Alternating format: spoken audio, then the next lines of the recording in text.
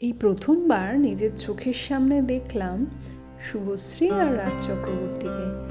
খুব সুন্দর লাগছিল তাদেরকে একসাথে, বলে বোঝানোর মতন নয়। চলে গিয়েছিলাম সেদিন বইমেলায়। বইমেলায় গিয়েই প্রথমে আমি যেই শপটায় গিয়েছিলাম সেটা দেখুন এইখানে।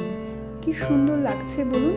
এই বটলগুলো, কফি মাগগুলো আমার এত পছন্দ হয়েছে না, বলে বোঝাতে পারবো না। স্পেশালি এই কফি মাগগুলো ভীষণ সুন্দর।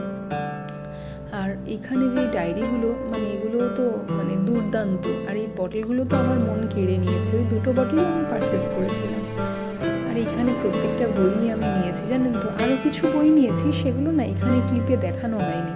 আর এনার এই শিল্পীর তো কোনো তুলনা হবে না, অসম্ভব